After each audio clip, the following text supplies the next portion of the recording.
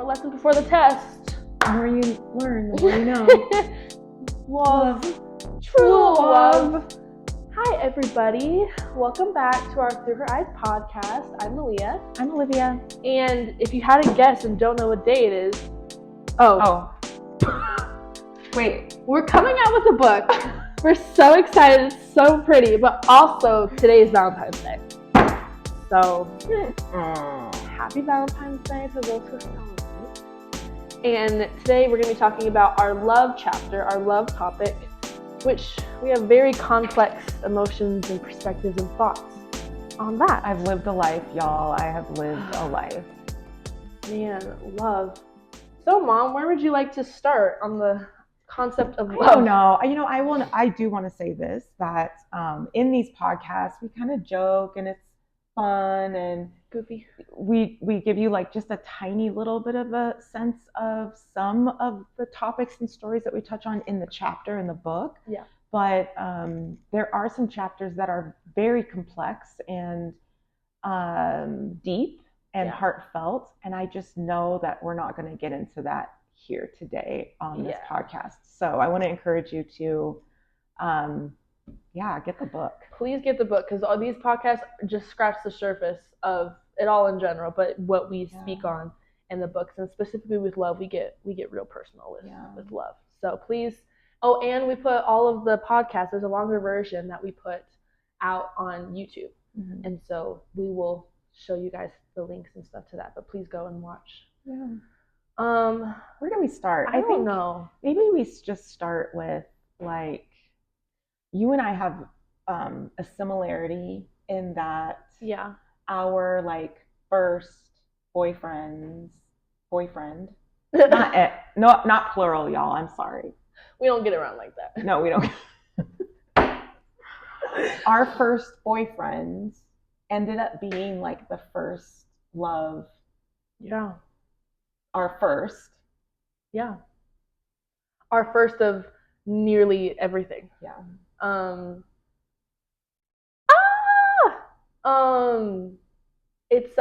Love has been such a hard journey for me, just because I've been a hopeless romantic for as long as I can remember, whether it was through Barbie or the Disney princess movies. Just the idea of wanting love so badly. Like, I wanted a boyfriend and someone to love me so badly, and I think that's stemmed from being bullied as a kid and not being deemed good enough by those friends, watching the divorce that you and Dad went through, and just not feeling good enough in so many areas. And I'm just like, if I had a boyfriend, then I would be loved. I feel like was a thought for me for a long time. So then when it came to this book, I've had I would say almost 20 years of just like tried and lost, like so many crushes, so many like what's your favorite color conversations, and just not ever being good enough, to the point where I thought love had to be like earned, and I was like, what am I not doing right? Like, is it the way I look? Is it me being weird? Is it because I love Disney too much? I was just like, what is wrong? What is missing? It wasn't a thing in high school. I didn't get to be Gabriella in high school, which was so misleading and so heartbreaking. I thought I was just gonna find a Zac Efron and all would be well. Absolutely not. And so then when we started writing this book, I was conflicted but excited, because I could talk about how love has been such a tried journey. But when we came up with the idea for this book and we started writing this book, I had a boyfriend, my first boyfriend. Right. And I am sitting with you today with not that boyfriend anymore.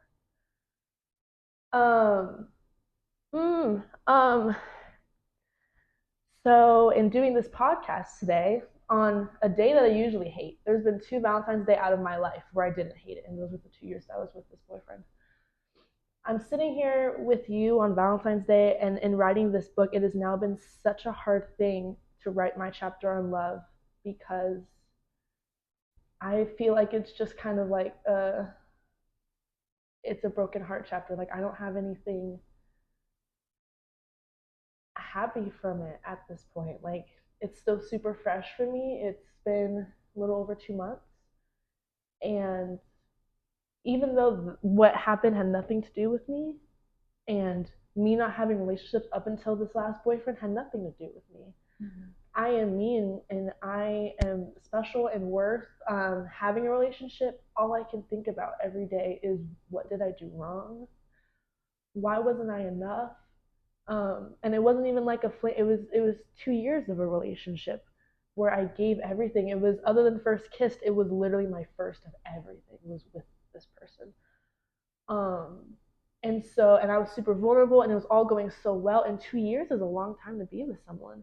And so for it to still somehow all go wrong, it's just like I had to have done something. Like it had to have been the reason it ended, and the reason they walked away had to have been my fault. Like there was still something that I couldn't offer and give. So like I wear black on Valentine's Day. And Valentine's Day is a day that I dread because it gets shoved in my face the things that I have almost never had in my whole life, and everyone else having the candies and the relationship and the boyfriend and the being enough that I have been denied for up until this point. And so deep dive real quick into that one, but it's just been it has been such a hard time. Yeah. So in love being such a battle that I feel like I wanted to win so bad, but I have lost majority of my life, and then to have it, um, and then to lose it and not fully understand why, and it's bringing back up all those feelings of not being enough and what did I do wrong and how it's my fault. Like I think there's something that I could have done. There has to be, because then how did I have that and finally feel loved and have a partner, and I was enough, and I was told by that person that I was enough. Mm-hmm. And then all of a sudden I wasn't. And I wasn't worth that fight anymore. And so then I'm just like, okay, so I'm the problem. So now I'm back single. Haven't been all this time, and it's even more terrifying than the last time I was single, because I was terrified because I thought I'd end up alone and that I wasn't enough. And now I'm sitting here, I'm like, okay, well, will I end up alone? Am I enough? And to the thought of being that vulnerable and not open to another person again, and not just be vulnerable and then they crash and burn, but be vulnerable and they see me and hear me and value me, and they value me for that long, and then it still somehow goes south. Like it has crashed all my feelings of love. So my perception of it has been it's been a very lost battle that it takes a lot out of me to intentionally sit and be like, what does love look like in a positive light? Because it hasn't been that way for me in a lot of areas. So I'm sorry you went through that. It's something I wish it can just go away, because there's still so much love in that. It's not like I hate the person now. Yeah. I wish I could. I wish I could just be so hateful and so just like they're not, like they're gone, but they'll always be there. And so it just adds on to that super heavy and that super sad lens of love that I have through childhood, through how I saw love, the lack of love, and how somehow through childhood and through school and through whoever, I felt that I was never enough or that love needed to be earned, which is so not the case. But with my track record, like it's just like even wearing red today for this podcast, I was like, ugh, because I intentionally wear black. I don't speak to anybody. If I could not go to school in high school, I would have, because the number of teddy bears I saw, and even with you and Dad sending me Valentine's Day cards anyways, and Valentine's Day needing to be a day of love, not just couples, I still felt so alone and so gypped and so unloved on Valentine's Day. Don't like that. I think hearing you talk, it makes me sad for what society has created in Valentine's Day, but also, like you said, in Disney, in every movie. And this is why I don't, for a long time, didn't like Christmas and Christmas movies, because there was always a romance around it. There was always a relationship or a thing, and then being like single, being a single mom, raising kids on Christmas just felt horrible. But I do want to tell you this, that you are young. And I know it's like when you say, when people are like, your perspective is only what you've experienced. Yeah. And so for you, it is a lifetime. It feels like a lifetime of striving for love and wanting love, and then to get to this place and then losing it. Yeah. And I see you as, only because of my perspective, because of what I've been through, like, wow, how cool is it to be graduating college with your undergrad, to have launched a publishing company, written your 5th book, and not be tied to a person or a relationship, to be able to embark on this great adventure wherever in the world or the country that it lands you, and to meet a person who will love you, or persons, or to have multiple relationships, not at the same time, but just to have that freedom to be able to just start life. Because I feel like this relationship was almost a trial run, dress rehearsal.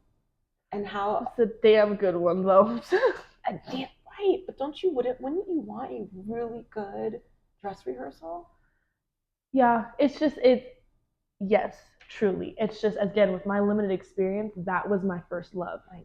And so in my head, again, if that was my 5th boyfriend, that feels like a lot for me, or just in general, but I don't.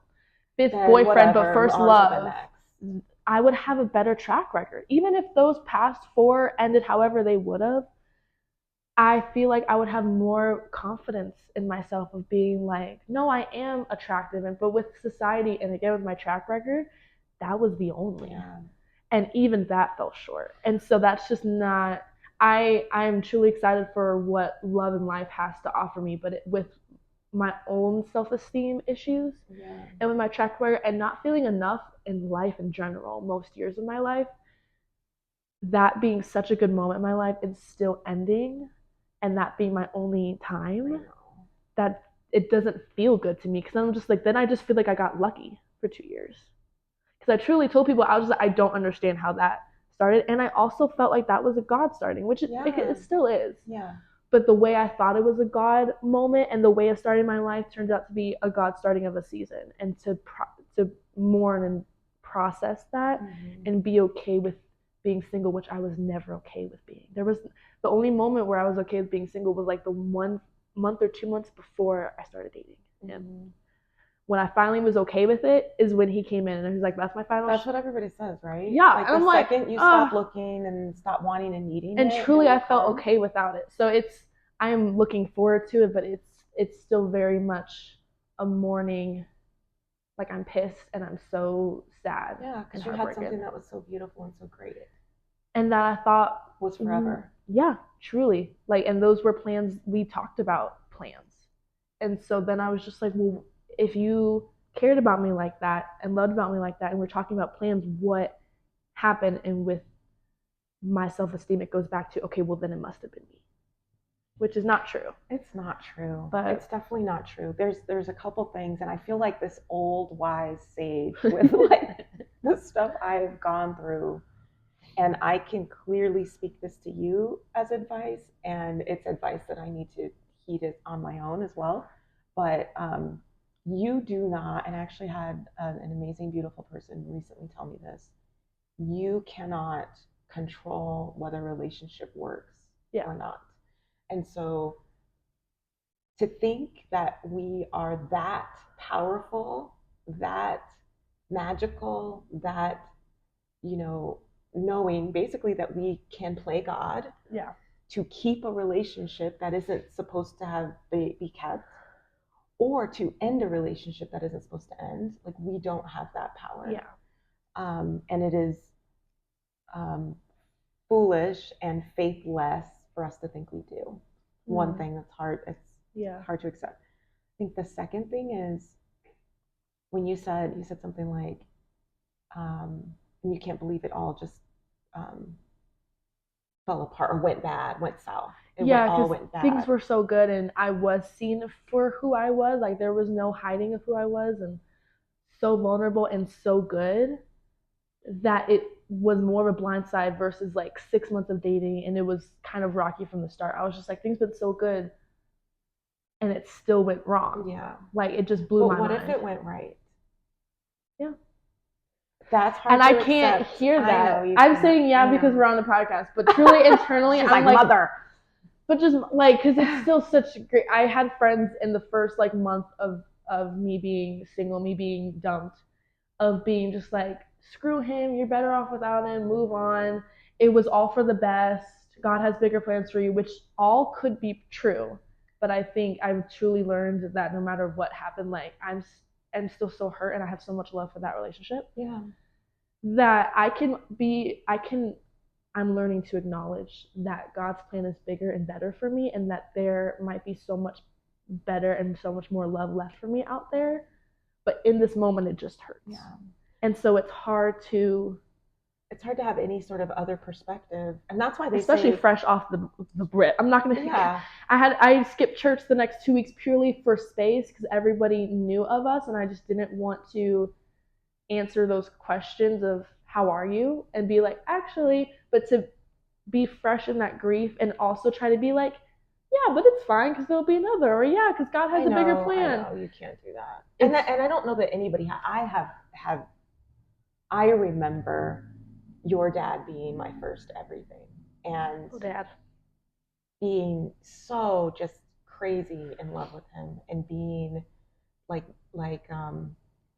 never experiencing anything prior to that. Yeah. And then that first experience is like the man of my dreams, and the relationship of my dreams, and then the marriage of my dreams, and then kids, and and for that, after 9, almost 10 years, to go south was absolutely devastating. And I do remember friends of mine saying, whatever, like, just move on and you'll be fine.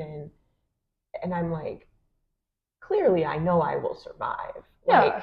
Like, we will get to the other side of it. However, I can't see what that looks like. And that's such a bigger magnitude. I can't see how I would even possibly get there because I'm so fresh in it, that to even say those words to me of "you'll be fine" really pissed me off. It really is hurtful. It is, and people just don't know. And even as a mom, like, I refrain from just being like, Malia, you'll be fine. There's plenty of guys, and this is your first, and you're gonna blah, blah, blah, because I know what it's like to hear that when you're in it. But I will also say that I never thought, I couldn't see how I could possibly love someone as much as I loved your dad. I couldn't see how I could possibly fall in love with someone else. Yeah. That I could be happy with somebody else. Like, I couldn't even comprehend that. Yeah. And what I do know, with all the stuff that I've gone through, and now your dad and I divorced over 15 years ago. Yeah. About 15 years ago. That I have been in love multiple times since then. Yeah. And God has this really great way of saying, did you like that? Like, that was pretty. That taste of that. That was pretty, like, amazing, right? Yeah.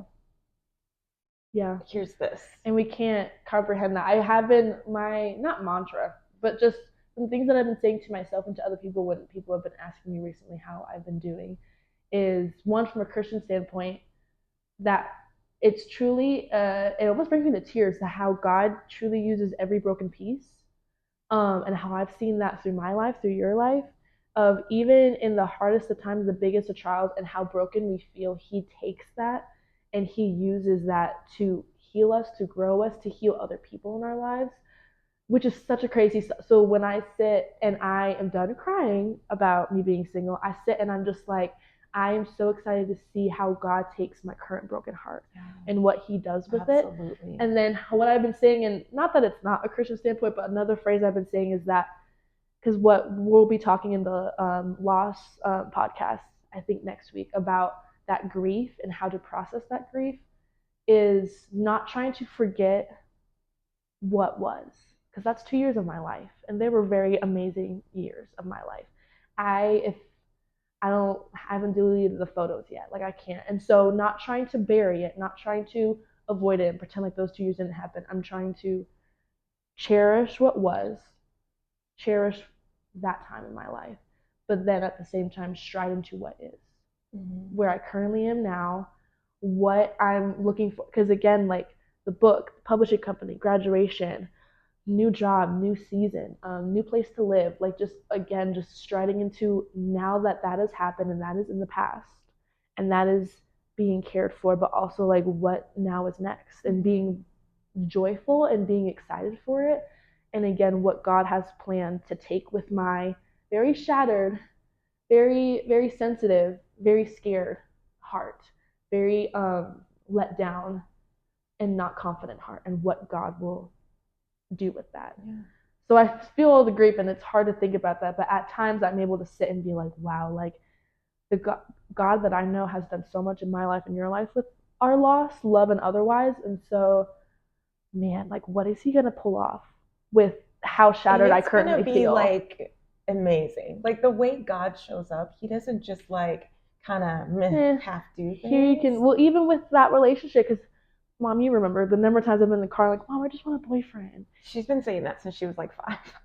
Again, not fully my fault, but then your response was every time when I'll be like, Mom, is that just like God has your boy and is waiting? Like it's not the time preparing him for you. And so at the time, I was like, oh my gosh, it's this person of 2 years. And I would tell you during that time, I was just like, man, I would have never guessed how God orchestrated that relationship, that season of my life. And I met that person over a year prior to that relationship starting. And just even how that being a season, which I didn't know at the time, but how even that whole season was truly orchestrated for a purpose. And that's yet to be revealed to me, but it's truly exciting to see what that will come into, because I truly believe nothing happens to us that God has put in our lives, person, situation, whatever, for no reason. So as much as it hurts so bad, yeah, that was for a reason, those 2 years for me. And so very bittersweet daily process of my perspective of love and what God is going to change that lens to. Because right now it's a little dark, it's a little dim, especially around this time, this holiday, yeah. Valentine's Day. I think that also brings up this notion of what is love and what constitutes love, and what type of love do we deserve? Yeah. And what type of love do we need to learn to say no to? Mm-hmm. There was a quote that I saw on Pinterest. I love me some Pinterest, and I didn't write it. There was a post I did on my author page, author Malia Logan, where I did a poem about Charlie. We talked about Charlie in the We Listen and We Don't Judge. I did a poem about Charlie because he hurt me bad. And now that I'm in this current heartbreak, Charlie didn't do nothing to me. But at the time, it's perspective. No, yeah, literally. Because at the time I was like, and now I'm like, yeah, that was a Band-Aid. But I wrote about that feeling, about how he just kind of left me barren. And in that caption, I saw this Pinterest post that was just like, I love roses, and even if there's thorns, like I am willing to accept anything, even if there's thorns. I'm just happy to be given something, even if that rose has thorns in it, even if that's not what God promised you, even if it's not what is worth your time, what if it's not worth your value, and what you offer to the world. But since it's a rose, and for me, having never been in a relationship, I wanted something so bad that with psychopath, we call him psychopath. If you're in my friend group or family, there was a guy I talked to for 2 weeks, and we called him psychopath because of the actions that he did. But at that time, I was almost willing to accept the way he was treating me before we never dated. Yeah. But even going into that, I was so close to just accepting it because he wanted to date me. And it was a rose with thorns on it, but I was just like, I've never been handed a rose, and I want a rose so freaking bad that I nearly took it. That's so hard. That is so hard, as coming from a much older woman who has been in 2 really big, long relationships with its challenges and struggles. They both look so different. But when I think about the analogy of the rose, I know that relationships, partnerhood, when you are in partnership with the person, is going to come with its challenges. And when you decide to commit to someone, to marry someone, you are marrying their great, amazing, beautiful things and their flaws. Scary flaws. Yeah. So with that rose, like, be willing to grab and accept that and hold on to it. We all have, know that there are thorns. We all have thorns. I have thorns. But at what point in time do you let go of a rose because the thorns are making it so that you cannot love yourself? Yeah, and it's no longer beneficial because there's things that you can grow upon and you can fix for ourselves and other people with thorns. But then there's a point, like with my most recent and only relationship, as much as it hurts and as much as he was the one that ended it, that was a relationship that was starting to become something that I didn't need to be in. And it was looking like I had a feeling prior to it actually ending, that feeling that it was going to come to an end, but also just like, I'm not happy. Like, I'm fighting so hard, and what am I fighting for anymore? And I'm so tired, and they're not letting me rest. Like, and I'm just so drained, and it's no longer a fulfilling, happy thing to talk to this person every time. It's just always these frustrating conversations. But I was holding on to that rose so bad because I loved him. I do love him. I don't think that will ever go away. And if he hadn't done anything, I don't know how long I would have held on to that rose for and let my hand just bleed, because I wanted to stay with him and I wanted it to work so badly. And I loved him and he was my only one, and just on and on and on and on. But it was starting to become not beneficial to have in my life, at least the way our relationship was looking like in our last couple of months. And so as much as it hurts and I wish it didn't happen truly, but if it hadn't happened the way it did, I sometimes sit at night and I think about how long I would have held that thorn, that rose, just to keep him, because I still loved him and he still made me happy. But just the relationship, what it was doing to my life and my mental health, and the season that I was about to walk into of this current graduation season, and just all the things. So like you said, like we all have thorns, but like how much are you willing to take before it starts to chip at yourself and at your mental health? I truly believe that God had to take that relationship from you. Which, because you wouldn't have let it go. And because God knows that he has more for you. And he's like, all right, on to phase 2 of making Malia happy. Like, this is in phases. This was not the end all be all. Oh my God, you're breaking my heart. Why? I thought you loved me. And he's like, and I do, which is why phase 2. No, there's a TikTok that it's so funny. I showed you this a couple weeks ago.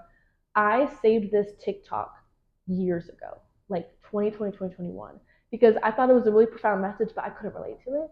And within my first month of being single, I was like, oh my gosh. And I find this TikTok. I think it's like, his name is Pastor Todd. I wish I had my phone to look this up. Maybe I'll comment below. But he was just like, there's some stuff you've gone through, like you said, for the next season. And God's just like, they had to walk out. You had to get denied. You would have never done it on your own. I needed you. And then later in that TikTok, and it's so funny because this was during when I was getting rejected from my dream college at the time, of just like, you can't go to that school. You needed to get denied and you're heartbroken because I need you at this school because I see you putting your purpose here and meeting these people and impacting their lives. And so it's just crazy, that TikTok that I saved so long ago, and I just looked back at it, it literally was saying they had to walk out. Yeah.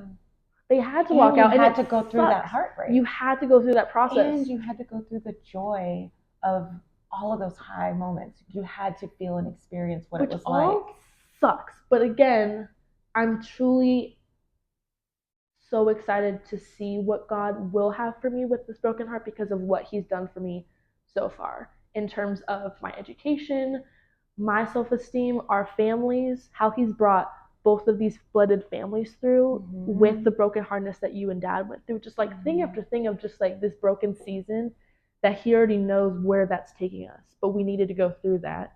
I can't even imagine the life that we would all had if you and dad didn't get divorced. Right. I tell people and they're just like, would you change one thing? And I was like, it all sucks, not all of it. Those moments suck. But I wouldn't change a single thing because I don't know who I would be, who you would be, what our lives would look like. But we all needed, not that we needed that divorce, but that season brought us to where we are. Yeah. And so in the moment, it is very fresh and it's a grief and it's a loss. I experienced a loss recently, but it is going to grow into something beautiful. And what that looks like, as a planner, I wish I knew so bad because I'm like, this heartbreak is leading to something. And this is what it is. but I have to then allow God to take the wheel and lead me in that instead of and just God is like, I can't tell you what I'm doing. I can't tell you how I'm doing it. I can't tell you who, and I can't tell you when. You just have to trust me. Yeah. Which kind of, which is like, what happened before. Yeah. Mm-hmm. You know? So, and with love, it's been such an interesting path of navigating what that looks like and how that feels like with what God has planned. Regarding Valentine's Day, though, because just whether you love or hate it, I will say one of the things in my life that has truly impacted how I view love and that perspective is I was in student council in high school, and I don't know who came up. It wasn't me, but it was someone in my class that was acknowledging that Valentine's Day sucks for a lot of people because of the commercialized societal thing of it being about for couples instead of just being a love day. And there's so many kids at my school who weren't in a relationship, maybe didn't have good families at home, and just Valentine's Day was not that day. Like, ugh. So we came up with an idea, and my school was huge. I just found out like the other day that my high school is now the top in the state for how many kids. It's like almost at 4,000. Yeah. Wow. And it was at like 3,000 when I went there. But anyways, that's how many kids we have. But we were like, what if we took all the names and sat and took the time to cut out hearts, red hearts, and write down every single student and staff's members' names on a heart. And then we took a Saturday to put up all of the hearts all over our school, which mind you, y'all, 3,000 names, even if we did it up in student council, I had like just under 100 names on my own to write, make sure I got the name right, my handwriting was eligible, spelled it right, and then we spent all day on a Saturday taping up every single heart. Wow. That was my favorite thing that I did of all student council. It was not homecoming, it was not prom, it was none of that. My favorite thing that we did was our love hearts, our hearts tradition, because it was something we were told to do. Homecoming we were required, prom we were required. We made up that on our own. It was our choice to spend that time to do it. And it reminded me that Valentine's Day is not just about couples. It's hard to not feel that way, but the faces when we came back to school on Valentine's Day or that following week and got to watch all the kids try to find their names. Yeah. And we included student council. We didn't leave ourselves out. We gave each other people's names. So I still got to go as a student and find my heart. And every time I found my heart, even though I knew we were doing it, I was a part of it, but to see my name, and it was our message to our student body that we love you. As a school, we love you, we appreciate you, we're glad you're here. And we took away the couples and we took away the candy hearts, and we were like, this is a day about loving each other. And so I still have a complex relationship with love, but that was one of my favorite like high school memories, period, of being able to bring love to students who didn't feel it in general, especially on that day. And it was a light in my life to remind myself that there's people who love me and I'm loved by so many people. And so I wanted to make sure I brought that. It's in the book as well, but just such a cool moment of taking the time to acknowledge every student and how everyone feels differently on Valentine's Day, but no matter what, you're loved, and we see you even if you don't feel seen, which was a big thing that I felt. So still don't love Valentine's Day. Today I'm probably gonna crawl up in my bed, but I think it can be such a very valuable day if we are very intentional about it and very loving to everybody who just experiences today, not just like flowers and roses and all the things. Yeah.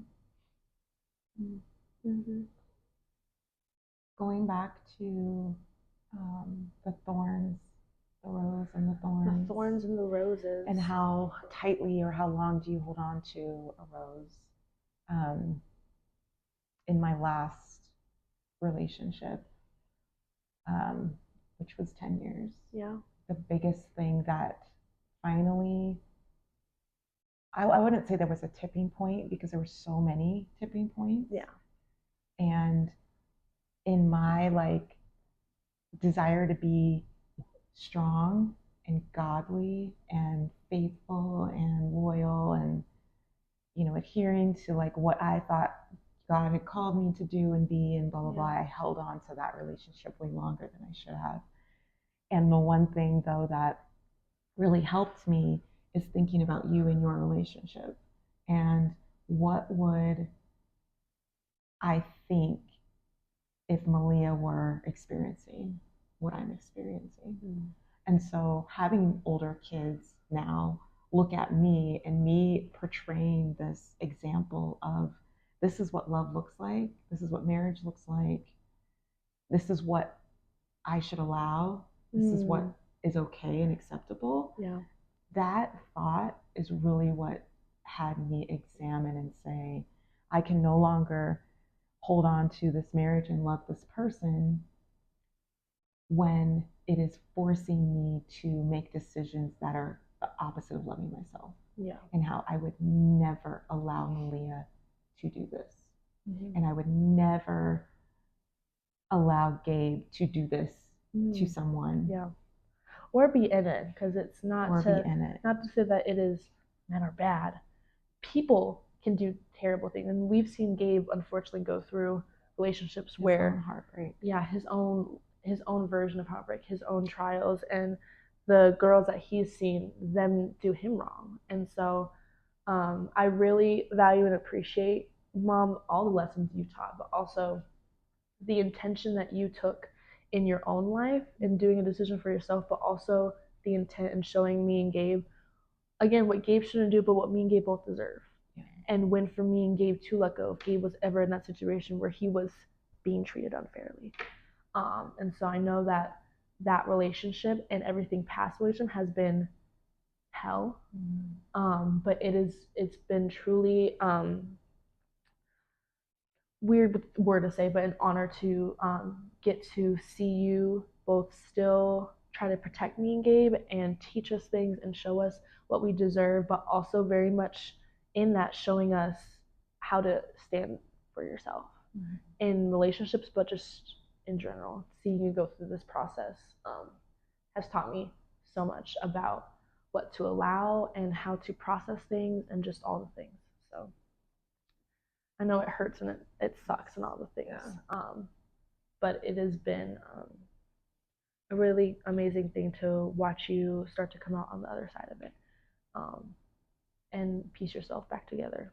And it's a process because I'm not on the other side. Yeah. And as much as I can tell you, give you this advice, I have to repeatedly give it back to myself because for some sad, odd reason, I think it's okay for me to go through so much more than I would ever want you to go through. Yeah. So I always have to apply that lens. Otherwise, we could be so crappy to ourselves. So crappy and think that we are deserving a lot less than we are. Like I said, like the way that love has been shown to me, whether through family or friends or whatever, it has been shown in a way that I need to earn it or that it's conditional or that I'm not enough, which is heartbreaking. But we are worthy of so much more than some certain situations and people have put us through. And we are so deserving of love. And so it's a constant battle that we both face in learning about ourselves and growing about what we accept and allow in our lives and what kind of love we want and need in our lives. So I'm just so glad you are learning some of these things, whether that be through watching my downfall or having your own heartbreak, that you're learning these things now. Because I'm learning these things now. Yeah. And you're learning these things way in advance. And for me, that just gives me excitement and joy for your next chapters of how much better they're going to be. Yeah. Because of what you are going through and what you've seen and witnessed. And just all the lessons. Because in the chapter in the book, I talk about how past boys, we call them boys, past boys have taught me lessons, how psychopaths taught me lessons. And when we thought of this book, I didn't think this past relationship was going to be a lesson. I thought it was going to be something that I could rave about in this chapter and be like, I've learned these things, but now I'm so happy and I'm so loved and blah, blah, blah, blah, blah. And unfortunately now he's another lesson. But that, again, like you said, preps me and prepares me for what is next and gives me an even bigger and better understanding of like what I want in my life and what I deserve. And because I knew what I wanted when I got to him, and now I know even more of just like what I'm looking for, and my expectations have gotten higher in this last 2 months because I'm just like, as perfect as he was and how awesome as those 2 years was, now I'm expecting even more because now I know that I deserve even more. Missing. I know what was missing, and I was just like, now I'm looking for that. Now I need that. I deserve that. I deserved more from that relationship, so now I know what to expect, and it's not going to be as easy to come into my life. The walls are going to be higher, they're going to be thicker, but then I'm knowing exactly what I want and the kind of energy and community that I want in my life through that. So it's another lesson, which is you would wish, I wish it's not, but you know, the more lessons, the more lessons before the test. The more you learn, the more you know.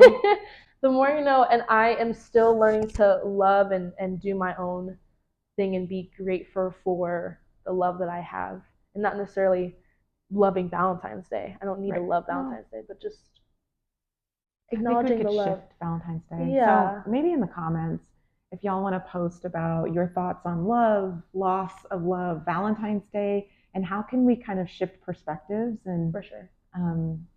Yeah, just be maybe a little bit more welcoming and exciting of this day. Of loving today. You see what I did there? Loving today. But yeah, we'd love to hear what you guys think of love. If you're willing to share, we'd love to see how you guys flip it and make it into more of a celebratory day if it isn't already for you. And on that note, we will see you next week for our next podcast, our next chapter of the book. Yeah, make sure you follow us on Instagram and all the things. Smash the subscribe, as we like to say. Share with your people. Tell your pookies. And we'll see you next week. Bye.